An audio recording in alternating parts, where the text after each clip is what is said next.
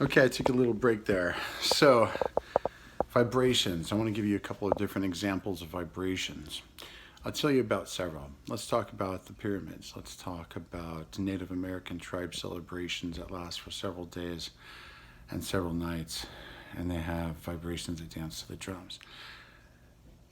Let's talk about earthquake vibrations. Let's talk about heat and how heat and cold affects the different vibrations.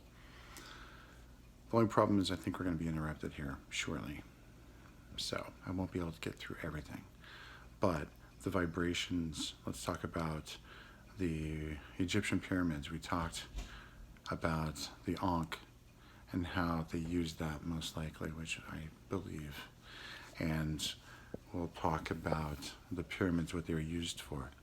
So looks like they were used to create hydrogen cells to create electricity, used with water. They said that the inside of the stone was used, I believe, with limestone, which does conduct electricity.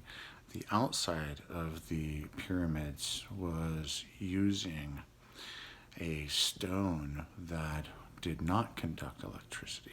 So it was like an insulator stone to not allow the electricity out from the inside. Could also say now that the outside was covered potentially in some sort of metal which would absorb huge amounts of electrons from surrounding outside.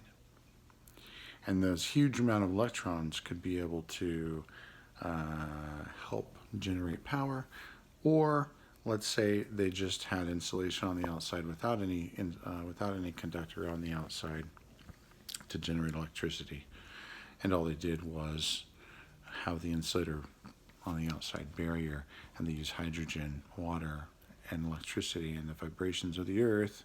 So they're saying 440 hertz to be able to somehow, some way, tap into the water supply that was in the aquifers below, using copper, using electricity, basically grounding rods, to tap into the iron core to generate electricity. So my belief is that is very possibly the very beginning of what started the atmosphere here on Earth.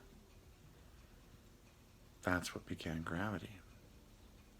It's also possible, I don't know about this, if this is true. It's a hypothesis, it's a guess, it's an estimate. It's a guess.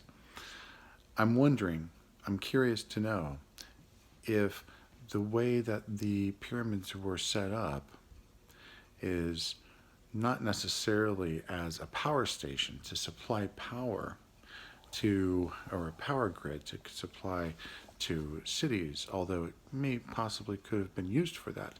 However, let's say it wasn't used for that. Let's say at its most basic, it just fed electricity into the center of the earth, which over time, and if they do it in a specific setup, I don't know. I would like to get some mathematicians on this to figure out if there's a correlation between the design of the pyramids and if that helped with the spin of the earth. Now, there is this molten lava thing that's moving around like this inside the center core of the earth. And sometimes it spins this way and then it'll stop and then it'll whip back around, right? And so we have this molten lava core iron.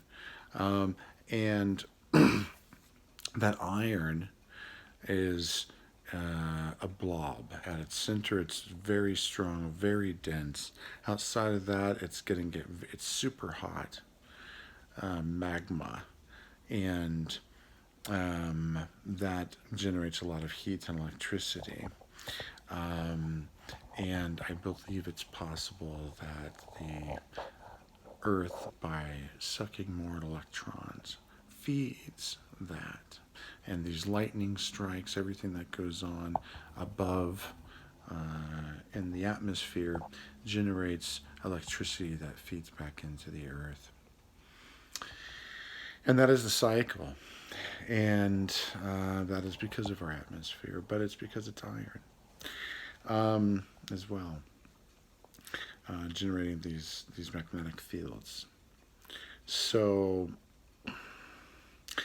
it's possible that those pyramids were designed in a way to get the Earth to spin in a particular fashion or orbit around the sun, so that it can support life, and so that we have the days, we have our seasons. For some reason, the moon was added. So let's just talk about life. Let's talk about an extension to the other life video. Let's talk about, we know that there was life on Earth prior to humans.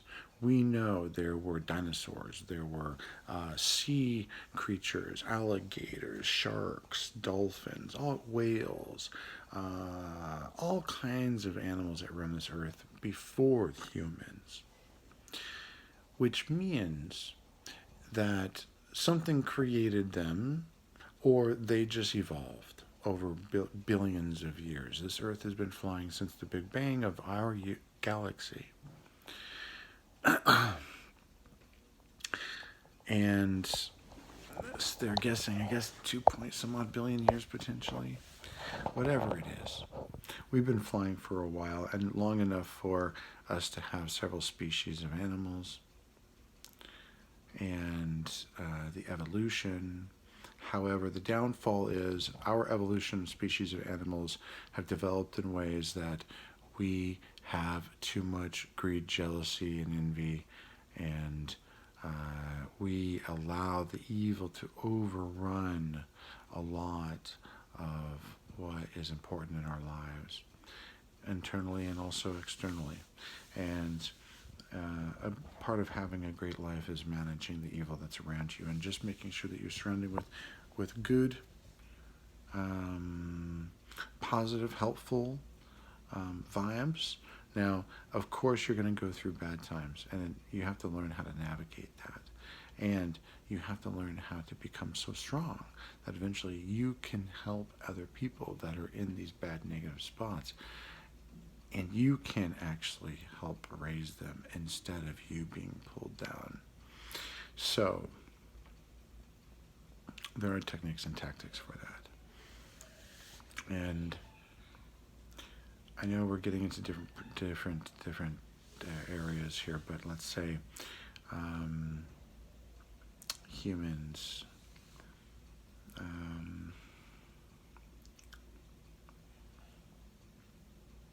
Shoot.